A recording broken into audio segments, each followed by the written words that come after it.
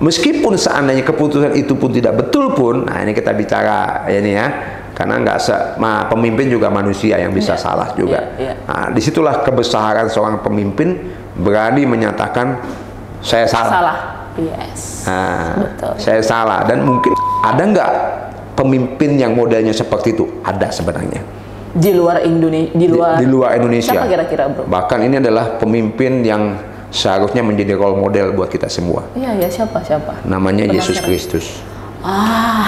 Ini Ya. no fake. Ya, oke. Dari Bro Yudi sendiri, sebenarnya pemimpin itu dilahirkan atau dibentuk? Iya, jadi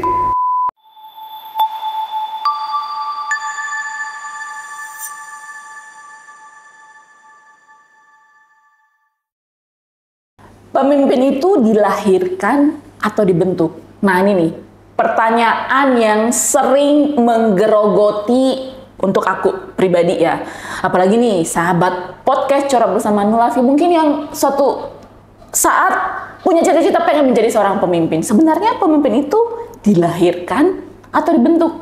Nah, kali ini aku undang seorang pemimpin, bukan hanya seorang pemimpin aja sih. Nanti aku akan introduce beberapa profil dari Bro Yudi, kita sebut Bro Yudi, seorang penulis ya. Kita lihat di sini ada bukunya Membentuk Pemimpin Berpengaruh, yang Bro Yudi ini betul-betul punya passion di dalam kepemimpinan, seorang dosen juga, seorang aktivis yang aktif di beberapa organisasi di Batam, even di luar Batam. Nah, aku langsung perkenalkan nih dengan Bro Yudi. Apa kabar, Bro Yudi? Thank you, Sis Atta ya. Senang kali ini bisa di sini ya. Nah, aku sebutkan tadi, Bro Yudi aktif di beberapa organisasi di Batam. Boleh sebutkan nggak, Bro? Ya, ada beberapa ya. Mampu sebutkannya? Saat ini saya masih ada dan aktif di sana. Oke. Salah satunya mungkin PIKI ya, Persatuan Intelijensia Kristen Indonesia di Kota Batam. Ada juga BMPS, Badan Musyawarah Perguruan Swasta. BMPS. Lalu ada juga MPKW, Majelis Pendidikan Kristen Wilayah, begitu ya. Itu baru 5? Mungkin 5 saja cukup lah ya, untuk mewakili saja ya kan. Oke, gitulah. Dan seorang dosen juga ya, Bro? Ya, saya ada dosen di sebuah perguruan tinggi di sini ya. Oke.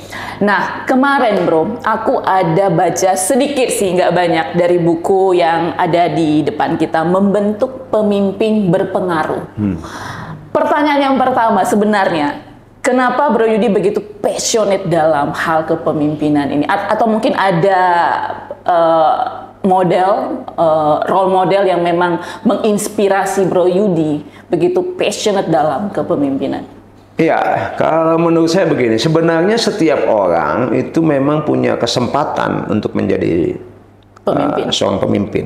Ya, kalau tadi sekaligus menjawab apa yang disampaikan oleh Sis Atta. Kalau berdasarkan beberapa teori, kan ada teori yang namanya teori genesis, bahwa kepemimpinan itu dilahirkan.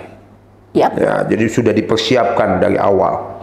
Nah, lalu ada namanya teori sosial, yang mengatakan bahwa seorang pemimpin itu dibentuk oleh lingkungannya, ya, bertumbuh bersama dan akhirnya dia dibentuk dan menjadi seorang pemimpin. Tapi ada juga yang namanya teori ekologi yang menyatakan gabungan dari keduanya, yang dia dilahirkan dan juga dibentuk. Nah, saya punya pendapat bahwa setiap orang punya kesempatan itu, baik bahwa dia dipersiapkan sejak lahir atau dibentuk, tapi sebenarnya setiap orang punya kesempatan itu. Cuman permasalahannya terkadang orang tidak menyadari bahwa dirinya adalah punya potensi menjadi pemimpin. Akhirnya keputusannya dalam hidupnya dia menempatkan diri sebagai follower, sebagai pengikut. Nah, makanya saya punya konsen di kepemimpinan adalah dalam rangka untuk menggugah, mengingatkan kepada banyak orang, kepada setiap kita, bahwa kita punya potensi menjadi seorang pemimpin, baik dalam skup yang kecil maupun skup yang besar. Tapi kita memulai dalam pemahaman bahwa we are a leader. Kita adalah pemimpin. Setuju. Itu yang menghantar saya untuk saya punya konsentrasi kepada bidang kepemimpinan ini. Role modelnya siapa kira-kira yang menginspirasi Bro Yudi? Ya, kalau bicara tentang role model, kalau di masa kini ya, saat ini adalah role model saya adalah Pak Presiden ke-7. Aduh, gak hafal. Siapa presiden ke-7? Pak Jokowi Widodo. Ya, kan? Dengan kepemimpinan belusukan namanya. Zaman-zaman dulu ya. Jadi dia berhasil mengubah citra seorang pemimpin dari yang pemimpin yang sepertinya punya gap dengan orang-orang yang dipimpinnya, akhirnya membuat ternyata presiden itu tidak jauh dari rakyat. Ya, kalau kita melihat beberapa peristiwa sebelum Presiden Pak Jokowi, itu orang sulit sekali mendatangi presiden, pemimpinnya. Tetapi setelah Pak Jokowi kepemimpinannya, sekarang model kepemimpinan nasional sudah berubah. Jadi itu ya yang menjadi role model saya saat ini. Yang menginspirasi bahwa kita mesti menjadi pemimpin yang ada bersama-sama dengan yang dipimpinnya. Gitu. Melayani ya, kepemimpinan. Setuju. Tapi kalau dari circle-nya Bro Yudi sendiri ada nggak yang menginspirasi? Dari circle saya sebenarnya saya lebih dipengaruhi adalah dulu waktu saya masih remaja. Ya, masih remaja saya punya teman ya. Dulu kami ada dalam skup anak jalanan lah ya. Bukan anak-anak nakal. Anak jalanan ya, anak jalanan. Mantan anak nakal juga ternyata. Saya melihat ada figur pemimpin yang luar biasa menurut saya. Ya, dia mungkin orang melihat dia sepertinya jahat, ya karena badan besar, ada tato segala macam. Tapi dia punya hati yang baik. Jadi dia menerapkan role model yang diterapkan dalam kepemimpinan, bagaimana dia keras tapi lembut, ya, sehingga membuat akhirnya kami bisa sama-sama dibawa menuju kepada apa yang menjadi visi misi dia.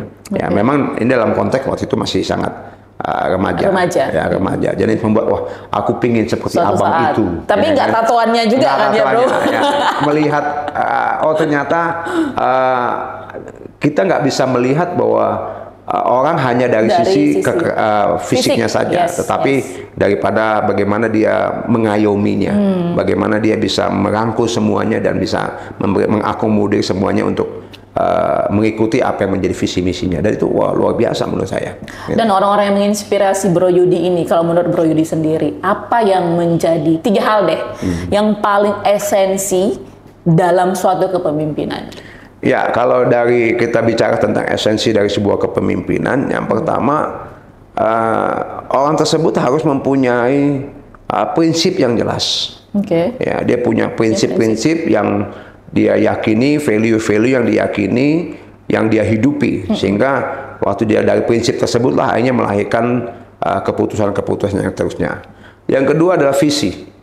Ya, jadi habis dia punya prinsip, dia punya visinya, bahwa dia punya saya mau melangkah ini mau kemana nih? Goalnya apa? Ya, kalau bicara jangka pendek, jangka panjang, sehingga itu yang menggerakkan orang tersebut ya untuk dia memimpin. Dan saya yakin dalam kepemimpinan juga akan berbenturan dengan tantangan, hambatan. Tapi kalau seseorang sudah punya visi, maka dia tetap berjalan. Yang ketiga yang paling penting adalah konsistensi. Ya, jadi seorang pemimpin dia harus konsisten dengan prinsip dan misinya tersebut, visi misinya. Kalau nggak konsisten, dan itu kayaknya yang paling susah ya. Iya, karena kalau dia punya prinsip, dia punya visi, tapi di tengah jalan dia berhenti dan hanya mengubah arah, maka akhirnya akan mengubah banyak hal. Tapi pernah nggak di dalam kekonsistensian itu tadi, dan karena ini base yang sudah ku jalani juga ya Bro Yudi, ada kalanya ada konflik, betul ya. Nah, konflik di luar tuh sebenarnya hal yang paling mudah kita untuk taklukkan, tapi yang terkadang menjadi struggle yang paling dalam itu pasti konflik di dalam ya. Nah, gimana, boleh sharing nggak ke kita pengalaman ya, Bro Yudi? Kalau menurut saya memang dalam kepemimpinan kan ada 2 hambatan terbesar ya. Hambatan pertama memang dari faktor luar. Dan yang kedua adalah faktor dalam. Betul yang dikatakan si Hasta, memang hambatan terbesar adalah yang dari dalam. Ya, karena memang itu menyangkut motivasi kita, menyangkut spirit kita, menyangkut semangat kita dan seterusnya. Jadi apakah dimungkinkan seseorang pemimpin mengalami hambatan? Memungkinkan. Ya. Nah, terus bagaimana mengatasinya? Bagaimana supaya saat posisi-posisi seperti itu dia bisa bertahan, bisa bertahan segala macam ini. Makanya dia harus punya sistem cycle evaluasinya yang sangat bagus. Ya, cycle evaluasi, validasi yang membuat dia menunjukkan bahwa sebenarnya saya on the track atau sudah track yang berbeda. Karena kalau bicara tentang perasaan, karena di dalam hati ini semua perasaan semua ya.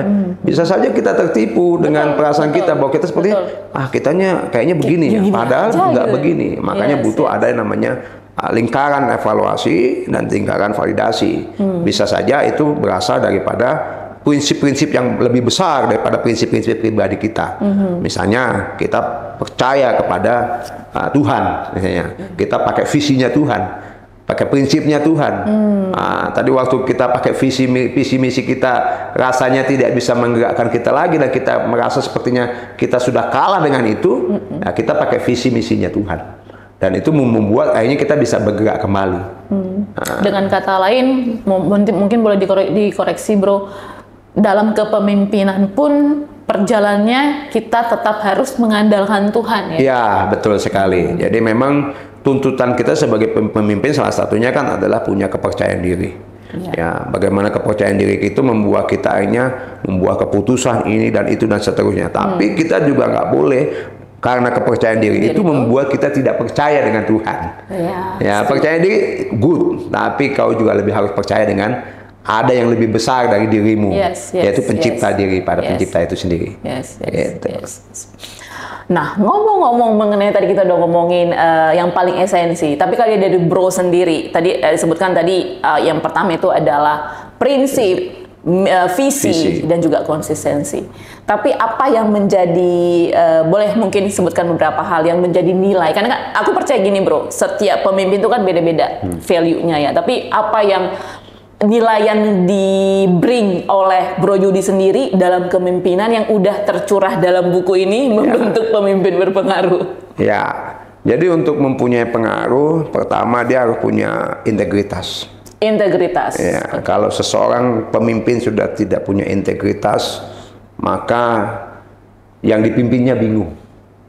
Dan mungkin bisa menyepelekan juga ya. Dia bicara tentang A, yang dilakukan B.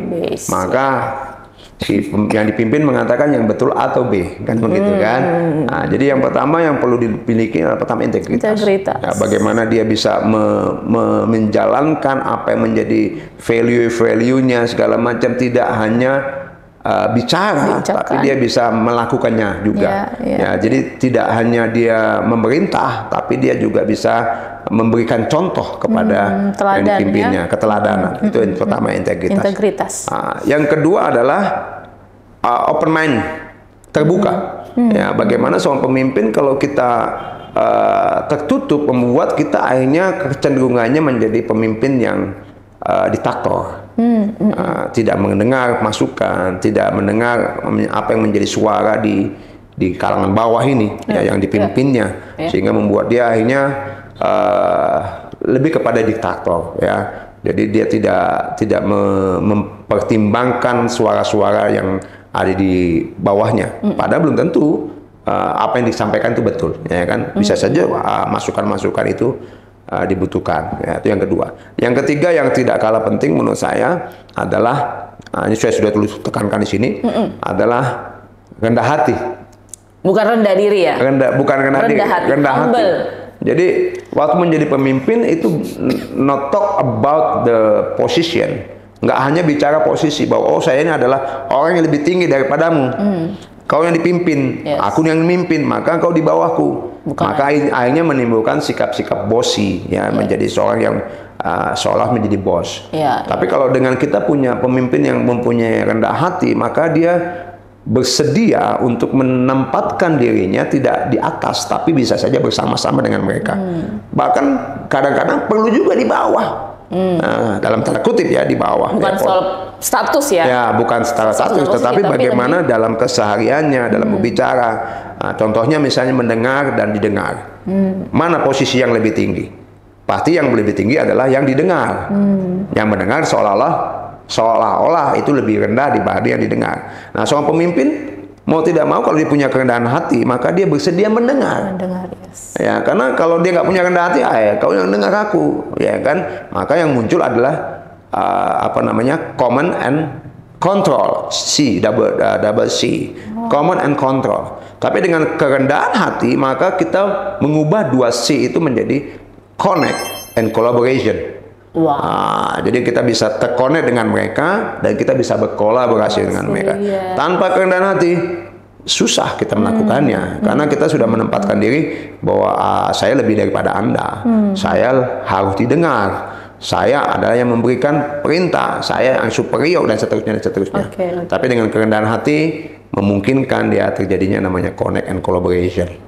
Jadi orang-orang yang dipimpin itu tidak takut tapi lebih kepada respect, hormat. Ya, dari apa yang kita sampaikan mereka melakukannya dengan respect. Kenapa? Karena mereka punya hubungan yang baik. Tapi kalau misalnya hubungannya tidak baik karena mereka hanya melihat sebagai atasan yang diktator, yang kejam, yang suka memberi hukuman dan seterusnya, taunya hanya salah, hanya mereka melakukannya dengan takut. Oh, ini udah kemana-mana nih ceritanya. Luar biasa. Aku dapat yang aku notice, bro, itu yang tadi untuk yang tusi tadi ya. Ketika tadi ada, jadi kalau bisa ngomongin pemimpin bukan bicara mengenai posisi ya, bukan berbicara mengenai komen dan apa tadi ya? Command, perintah dan kontrol. Command and control. Kita hanya command dan mengontrol. Tapi kalau pemimpin berbicara tentang connect and collaboration. Wah, luar biasa. Nanti itu buat catatan besar nih kayaknya. Betul itu. Kalau mau lebih jelas baca di buku. Nanti kayaknya lebih seru lagi ketika aku membaca hadis. Kayaknya boleh nanti kita ambil satu di bukunya. Bro, tapi bicara mengenai connect and collaboration ya. Sometimes bisa nggak seorang pemimpin, dan aku percaya mostly lah pasti ada lah di saat-saat ketika pemimpin itu tidak bisa connect dan berkolaborasi karena mungkin ada faktor error. Error terhadap dirinya sendiri.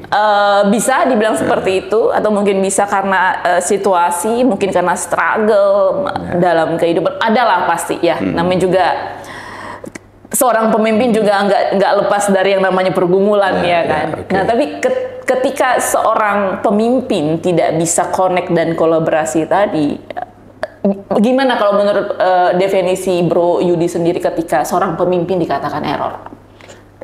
Apakah ketika dia mengambil keputusan yang merugikan banyak orang?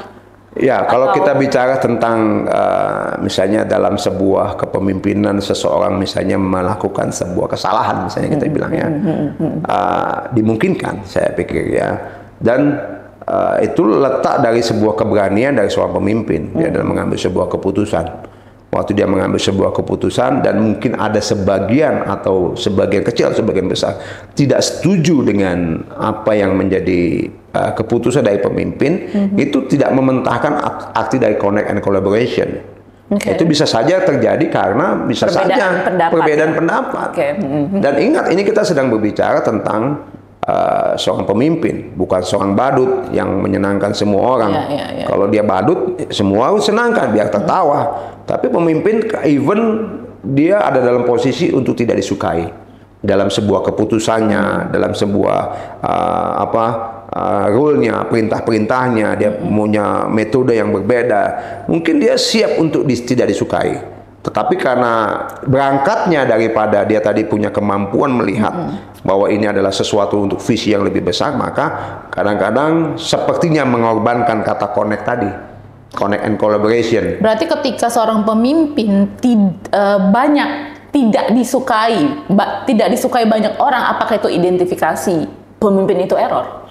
Belum tentu. Belum tentu ya. Menurut saya belum tentu. Ada beberapa memang ada beberapa memang bisa saja memang tadi berangkat, kalau saya bilang tadi berangkatnya memang ini keputusannya karena berdasarkan ego dia. Putusannya karena berdasarkan dari kepentingannya dia, bukan kepentingan bersama misalnya. Maka kita bisa kategorikan dia error. Ya kan? Tapi kalau misalnya dia melakukan ini kepemimpinannya adalah dalam rangka untuk kebersamaan, kebaikan daripada itu kepentingan yang lebih besar, meskipun itu keputusannya berat, menurut saya itu tidak error. Ya, mungkin kan? ada beberapa. Ada waktunya nanti akan terbukti bahwa ternyata ini yang betul. Meskipun seandainya keputusan itu pun tidak betul pun, nah ini kita bicara ini ya, karena pemimpin juga manusia yang bisa salah juga. Nah, disitulah kebesaran seorang pemimpin berani menyatakan saya salah. Salah. Yes. Nah, betul. Saya salah, dan mungkin itu akan jauh lebih terhormat ketimbang waktu dia salah tapi tetap jalan terus, ya atau kan? menyalahkan orang lain. Atau menyalahkan orang lain, cari kambing hitam, ya kan? Nah, jadi memang seorang pemimpin itu tadi butuh yang tadi saya katakan tadi, kerendahan hati. Setelah dibalik kerendahan hati itulah yang memungkinkan waktu dia berbuat salah, dia mengatakan angkat tangan kepada semuanya, bilang sorry saya salah. Mari kita perbaiki. Gitu, butuh kan? kerendahan hati itu ya. Itu jadi kunci juga itu dalam connect and collaboration tadi. Setuju. Wah, luar biasa. Dapat insight baru nih bro mengenai kepemimpinan. Tolak ukur seorang Bro Yudi ini, karena setiap orang pasti punya tolak ukur berbeda-beda ya. Tapi dari Bro Yudi sendiri, tolak ukur seorang pemimpin itu yang sukses dan berhasil itu yang gimana sih? Apakah dia karena bisa mempengaruhi? Apakah karena dia pengikutnya banyak? Apakah karena, coba dari Bro Yudi sendiri? Iya, dari judul bukunya ini saya munculkan sebenarnya kesuksesan dari seorang pemimpin adalah waktu dia bisa mempengaruhi. Itu ya. Ya, mempengaruhi dalam arti mempengaruhi yang betul, gitu ya. Tadi saya katakan tadi bisa saja orang melakukan pekerjaannya atau perintahnya bukan karena dipengaruhi, tetapi karena rasa takut misalnya, ya, karena ada apa nilai tukar di situ. Tapi kalau seseorang pemimpin dengan karisma yang dimiliki, dengan keberadaannya dimiliki, dia bisa menggerakkan orang-orang dipimpin dengan pengaruh yang ada, menurut saya itu sudah berhasil. Tapi kalau ngomongin pengaruh, bro, kita ngomongin pengaruh, Hitler juga kita bisa katakan pemimpin yang sukses dengan pengaruhnya yang begitu besar ya, sampai mencatat sejarah. Tapi apakah itu juga termasuk kategori pemimpin yang sukses menurut Bro? Ya, yang dimaksud dengan pengaruh tadi yaitu harus hati-hati. Orang melakukan perintahnya Hitler bisa saja bukan karena dia ingin mengerjakan, tetapi karena takut. Kalau enggak kau ditembak, kau nggak lakukan, kau tembak kau, gitu kan? Saya maksud pengaruh adalah kita mengerjakan itu dengan sukacita, dengan senang perintah yang diberikan oleh pemimpin kita. Nah, itu letak pengaruhnya. Pengaruh ya. Jadi definisi pengaruh itu sendiri. Makanya itu harus hati-hati dengan kata ini, membentuk pemimpin berpengaruh ini ya, karena pengaruhnya adalah bagaimana kita merasakan bahwa kehadiran pemimpin itu adalah menyukakan kita, menyenangkan kita, meskipun kadang-kadang kita capek menjalankannya, mungkin nggak suka yang kita kerjakan, tapi karena pengaruh yang diberikan itu hanya membuat kita, iya juga ya, aku mungkin harus kerjakan. Jadi ngomongin pengaruh itu adalah motivasi followersnya, apa motivasi followersnya untuk melakukan yang diperintahkan, bukan diperintahkan, yang dikatakan, diinstruksikan oleh pemimpin. Iya, betul. Kenapa bisa berpengaruh? Nah, tadi kembali kepada apa yang ditanyakan oleh Sis Atta tentang model kepemimpinan, role model. Pak Jokowi contohnya misalnya, Pak Jokowi kan bersedia dia untuk turun bersama dengan rakyatnya. Dia dengan turun dia mendengar apa yang menjadi keluh kesahnya, dia menyamakan dirinya dengan yang dipimpinnya. Sehingga apa? Ya dia berpengaruh. Meskipun banyak hater-haternya juga, banyak yang nggak suka dengan dia. Tapi ya kita lihat pada masa akhir dari kepemimpinannya pun tingkat kepercayaan publik terhadap dia masih tinggi, masih 70% ke atas, dan itu tertinggi di dunia. Ya, kepemimpinan yang dari ke tingkat kepercayaan masyarakat berdasarkan hasil survei ya. Dan kalau mau ditarik lagi sebenarnya ada nggak pemimpin yang modelnya seperti itu? Ada sebenarnya. Di luar Indonesia. Di luar Indonesia. Siapa kira-kira, Bro? Bahkan ini adalah pemimpin yang seharusnya menjadi role model buat kita semua. Iya, siapa? Namanya Yesus Kristus. Ya, jadi ini inspirasinya dari kitab Filipi sebenarnya. Di Filipi itu kalau kita membaca dalam Filipi pasal yang kedua, di sana menunjukkan bagaimana Yesus Kristus sebenarnya adalah Allah. Dia punya gap yang cukup besar dengan orang yang dipimpinnya manusia. Dia bersedia turun ke dunia dan dia mau jadi sama Sehingga apa impact daripada waktu dia turun ke menjadi manusia dan menjadi hamba dan akhirnya menderita dan akhirnya mati di kayu salib, akhirnya orang-orang manusia itu akhirnya bisa satu frekuensi dengan Yesus. Iya. Dan lihat apa yang terjadi saat dia pada akhir hidupnya dia mati dan akhirnya bangkit. Dalam kitab Filipi ditunjukkan akhirnya dikatakan dia mempunyai pengaruh yang begitu besar. Bahkan semua lidah mengaku dia Yesus Tuhan.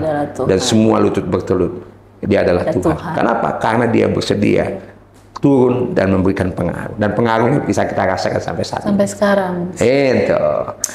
Padahal pelayanannya atau kepemimpinan lah ya kita bilang gitu cuma 3,5 tahun ya, Bro. 3,5 pengaruhnya. Tapi dampaknya dampak besar. Sampai 2000 tahun kemudian. Kalau mungkin kita mau sedikit lihat ada peristiwa yang ditunjukkan yang salah satu yang sangat besar yang menjadi sebuah fenomena sampai saat ini adalah salah satu contohnya adalah dia meskipun mendapatkan penghormatan dalam masa hidupnya, dia bersedia membasuh kaki daripada murid-muridnya. Jadi dia posisinya tidak menempatkan dari sebagai pemimpin yang tinggi, bahkan tidak hanya setara, tapi dia lebih rendah daripadanya. Itu yang saya katakan tadi.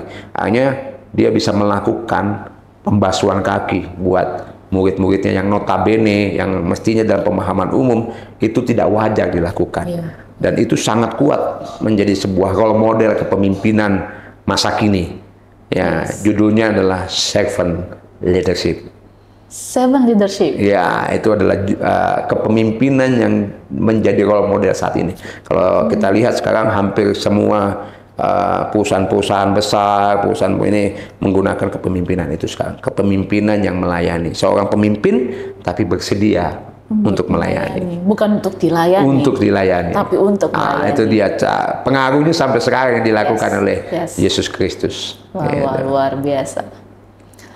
Thank you, Bro, untuk insight-nya. Thank you untuk tadi beberapa yang sudah disampaikan kepada sahabat podcast Curhat Bersama New Life. Tapi kita juga ingat kembali nih, Bro, untuk sahabat podcast Curhat Bersama New Life yang pengen curhat, yang namanya juga curhat ya, Curhat Bersama New Life, yang pengen juga konseling atau juga pengen apa aja deh, boleh WA kita, boleh teks kita di nomor 0819 081 7-nya 4 kali, dituliskan di sini. Saya ulangi kembali lagi di nomor 0819 081 7-nya 4 kali 1. Atau mungkin pengen daripada WhatsApp atau teks, langsung aja bisa komen di bawah, kita tunggu. Untuk sahabat podcast Curhat Bersama New Life yang pengen, Kak, minggu depan mau bahas ini dong, boleh. Langsung aja kita tunggu komennya di bawah. Nah, kita kembali lagi ke Bro Yudi. Kalau kita ngomongin kepemimpinan, Bro, di awal tadi aku sebutkan bahwasanya pemimpin itu dilahirkan atau dibentuk. Ada beberapa teori tadi yang Bro sampaikan. Tapi dari Bro sendiri, dari pengalaman yang udah berapa tahun ya, Bro? Berkelut menjadi aktivis di beberapa organisasi, terus juga terjun ke dunia anak muda untuk melayani anak muda juga. Ada 20 tahunan. Ada 20 tahun. Ya. Nah, luar biasa kalau kita besarin anak tuh udah kuliah semester berapa. Nah, tapi dari Bro sendiri nih, ini no fake. Okay. Dari Bro Yudi sendiri, sebenarnya pemimpin itu dilahirkan atau dibentuk?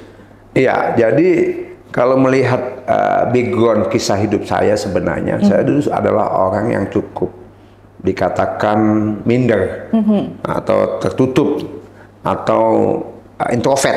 Ya. Secara umum dikatakan nggak cocok menjadi seorang pemimpin, ya kan, karena memang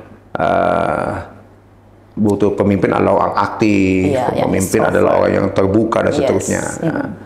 Dulu saya bukan orang seperti itu.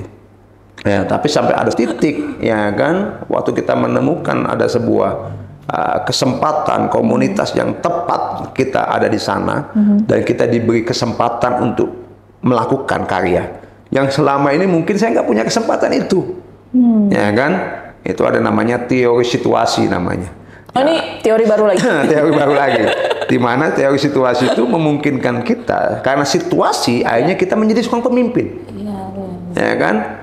Karena situasi kita dipaksa untuk menjadi pemimpin, akhirnya kita mulai merasa menemukan, ternyata aku bisa loh memimpin. Dulu mungkin saya pikir, Aku untuk bicara di depan umum saja sudah takut.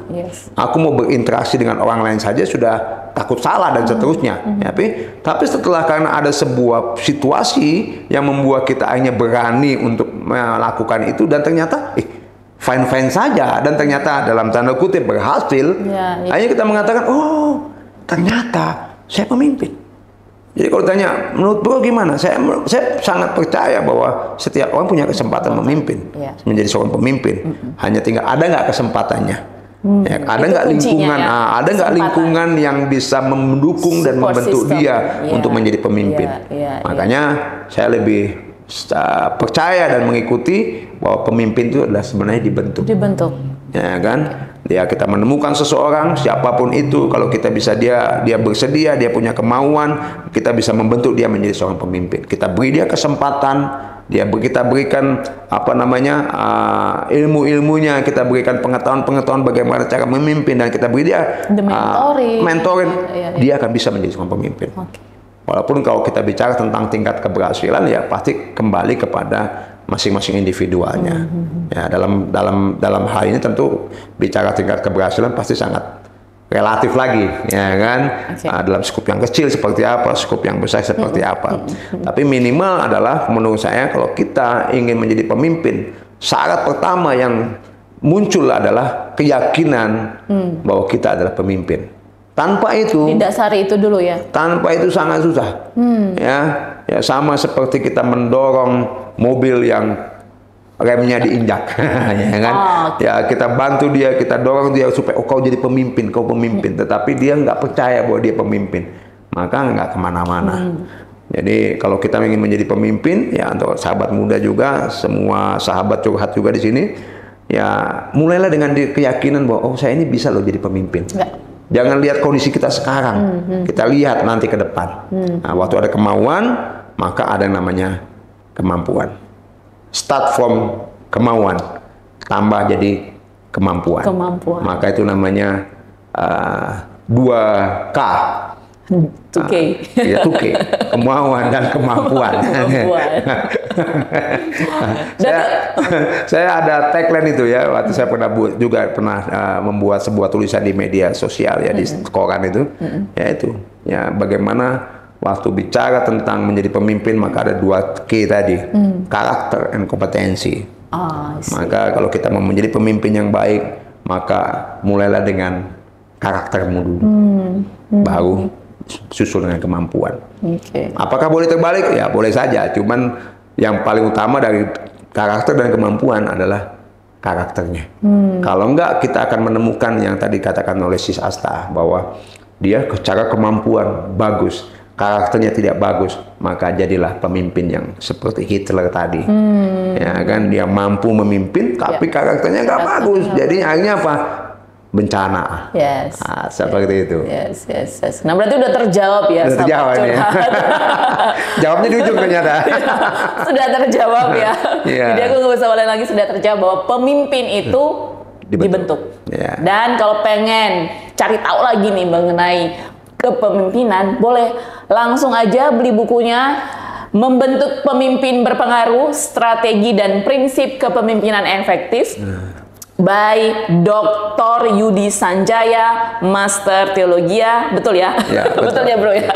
Nah boleh dapatkan bukunya, nanti kita tuliskan di sini nomornya, silakan dihubungi. Langsung WhatsApp boleh? WhatsApp aja kali ya, di WhatsApp nanti kita tampilkan nomornya di sini. Di buku Membentuk Pemimpin Berpengaruh, Strategi dan Prinsip Kepemimpinan yang Efektif. Wah, cukup menarik bro. Dan yang terakhir bro, nah ini yang sering dinanti-nantikan oleh sahabat curhat. Satu quote untuk sahabat curhat yang punya mungkin, aduh, aku pengen nih jadi seorang Bro Yudin mungkin 10 atau 20 tahun mendatang. Ya, oke, saya akan memberikan quote yang mengantar kita untuk bagaimana menjadi seorang pemimpin yang berpengaruh. Ya, pemimpin itu bukan berbicara tentang posisi, tapi pemimpin berbicara tentang fungsi. Nah, itu quote-nya. Wah. Ya. Nggak sampai 20 detik. Not talk about the position, but function. Yes. Harus berfungsi. Ya, seperti itu. Oke. Bro Yudi, thank you. Oke, terima kasih Syata. Ya. Gak capek-capek dan jangan pernah lelah kalau diundang sekali lagi. Boleh. Ya, nanti kalau ada kesempatan kita akan bicara tentang spesial tentang servant leadership. Ya, karena itu buku yang berikutnya judulnya adalah tentang servant leadership. Yang akan ditulis oleh Bro Yudi sendiri. Servant leadership. Oke. Itu akan lebih banyak membahas tentang nilai-nilai apa yang harus ada dalam seorang servant leadership. Oke, penasaran nih. Kenapa dibilang servant leadership? Nanti kita undang lagi ya berarti. Ada sesi berikutnya berarti. Bro Yudi, sekali lagi terima kasih. Thank you udah meluangkan waktunya. Thank you buat insight-nya. Thank you juga untuk motivasinya juga untuk sahabat curhat bersama New Life. Dan kita ingat kembali bagi sahabat podcast curhat bersama New Life yang belum like, yang belum komen, dan yang belum subscribe, langsung aja di subscribe. Dan jangan lupa juga like, komen, dan yang paling penting adalah share video ini ke teman-teman kalian supaya bisa menginspirasi teman-teman yang lain. Kalau begitu jangan lupa terus saksikan podcast curhat bersama New Life setiap hari Kamis jam 7 malam hanya di channel YouTube New Life Batam. New Life. Bye.